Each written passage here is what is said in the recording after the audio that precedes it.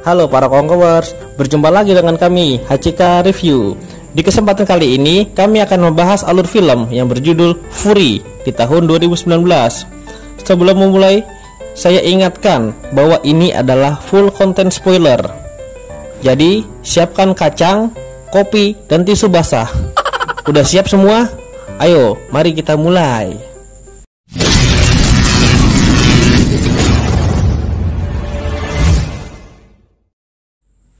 Film dimulai dengan memperlihatkan sebuah pemandangan desa yang sangat indah. Terlihat seorang pria meminta ampun kepada seorang wanita hingga pria itu pun kabur. Tidak hanya di sana, dia juga pergi ke peternakan melakukan hal yang sama. Setelah melakukan kegiatan itu, dia pun menyodorkan uang hasil menagih hutangnya ke bosnya. Setelah mendapatkan uangnya itu, lalu ia bergegas ke pasar untuk membeli makanan. Disinilah kita mengetahui bahwa wanita tersebut bekerja sebagai penagih hutang. Diketahui bahwa wanita itu bernama Hai Puong. Dia tidak disukai oleh para warga karena pekerjaannya. Dan Hai Puong pun mempunyai putri yang bernama Mai. Sekembalinya dari pasar, ia pun melihat anaknya sedang diganggu oleh beberapa temannya. Lalu, sang ibu pun melerainya dan pulang ke rumah. Ketika ia sedang makan bersama dengan anaknya, datanglah seorang pria yang menggedor pintu rumahnya, yang meminta bertanggungjawaban kepada Hai Puong yang mematahkan kaki orang yang ditagih hutangnya sebelumnya.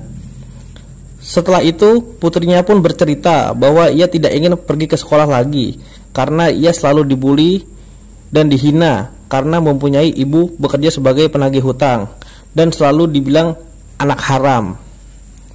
Hai Puong pun di masa lalu yang kelam, dia bekerja sebagai PSK dan dia pun hamil di luar nikah.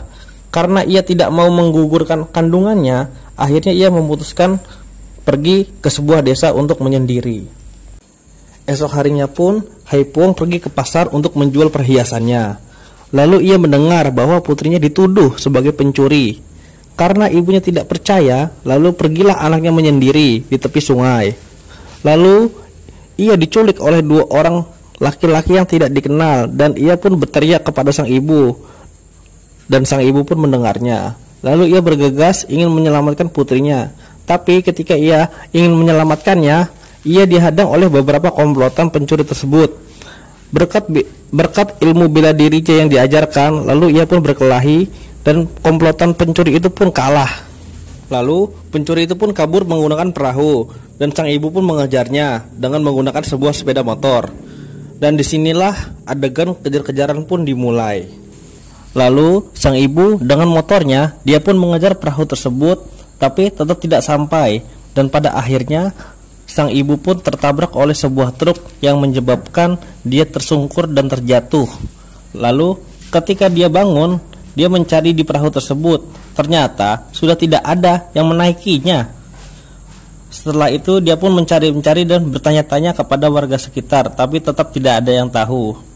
Setelah beberapa saat mencari, ternyata pencuri itu sudah menaik mobil dan menuju ke kota Saigon, apa ya? Itulah pokoknya. Lalu si ibu pun menumpang pada sebuah truk untuk mengejarnya menuju kota Saigon juga. Setelah beberapa saat, dia pun akhirnya tiba di kota Saigon. Dia pun mampir ke klub 86. Itu adalah klub yang dimana dulu dia bekerja sebagai PSK. Dan akhirnya dia pun bertemu dengan kawan lamanya. Anggap saja namanya adalah Mirna. Dia pun meminta bantuan kepada Mirna, tetapi dia tidak mau karena itu sangat berbahaya. Akhirnya dia pun memutuskan untuk pergi sendiri. Dan akhirnya dia pun pergi ke kantor polisi. Di sana pun dia diberikan beberapa pertanyaan seperti siapa nama anaknya, umurnya berapa, lahir di mana. Tapi akhirnya polisi itu pun tidak menggubrisnya.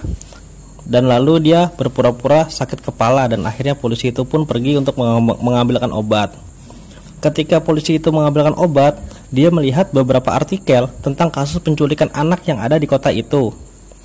Dan dia pun menemukan sebuah dokumen tentang beberapa orang tersangka. Dan lalu ia membawanya. Setelah itu, ia pun pergi dari kantor polisi untuk mencari daftar orang yang ada di dalam surat itu. Dan setelah dia melewati beberapa gang kecil, akhirnya dia sampai di sebuah rumah.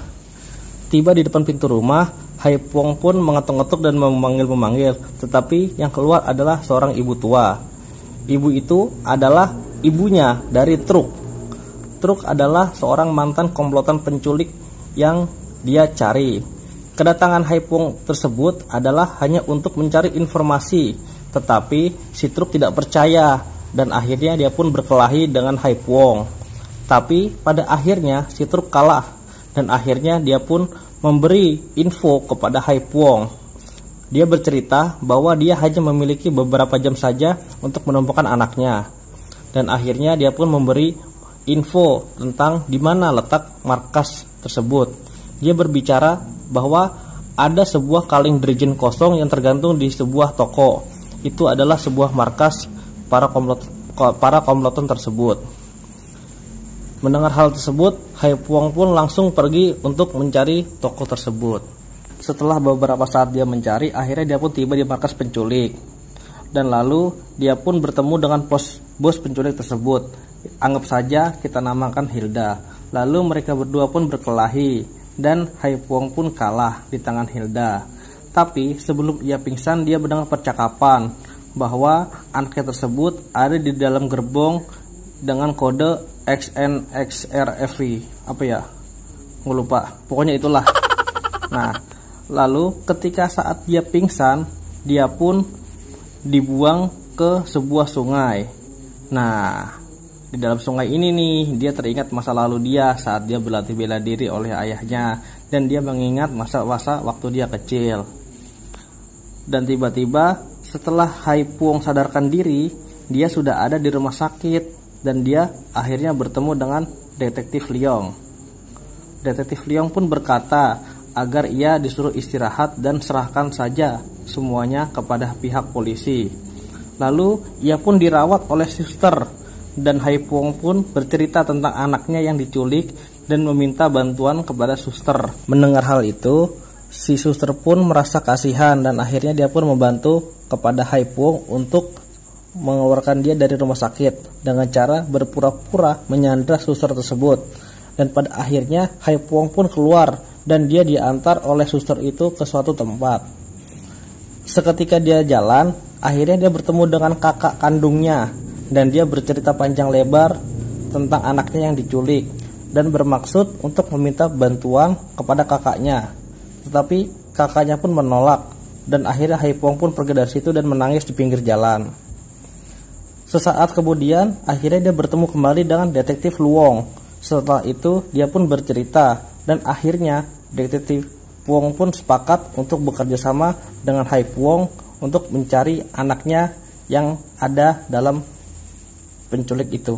Dan mereka memutuskan untuk pergi ke stasiun kereta. Dan ternyata setelah dia memasuki gerbong tersebut, sudah banyak sekali komplotan penculiknya. Akhirnya Hai Puong pun bertarung dan dibantu oleh Detektif Luong.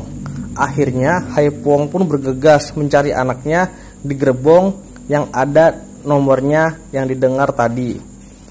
Sedangkan masalah bertarung diserahkan ke Detektif Luong. Hai Puong sudah ada di depan gerbong, lalu dia memanjat ke atas gerbong. Tapi secara tidak sengaja dia membuat suara sehingga salah satu dari komplotan yang ada di bawah itu mengecek ke atas. Dan tentu saja perkelahian pun dilanjut. Ketika Hai Puong dibawa masuk, muncullah Detektif Luong dan menyuruh si Hai Puong untuk maju ke gerbong selanjutnya. Di dalam gerbong tersebut ternyata sudah ada Bos Hilda yang tadi di awal. Ternyata dia memiliki rencana yaitu memisahkan gerbong depan dan belakang. Tetapi rencana itu digagalkan karena anak buah Hilda yang berada di antara gerbong itu sudah ditendang keluar oleh Hai Puong.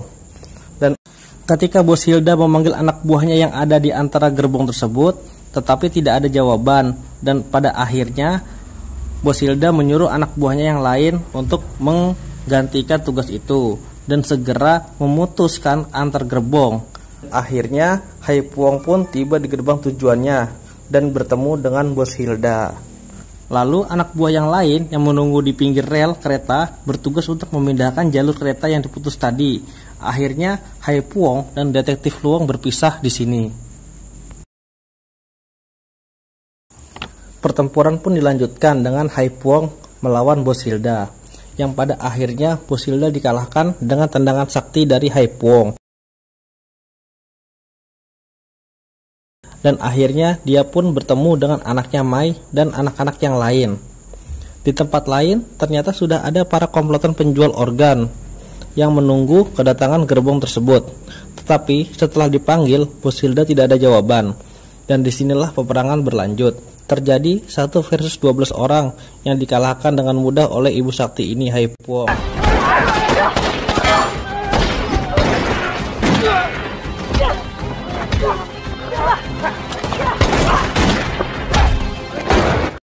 Tetapi dia menerima luka tembak di bagian bahu.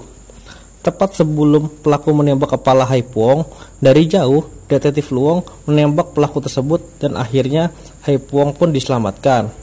Dan disinilah misi pun selesai.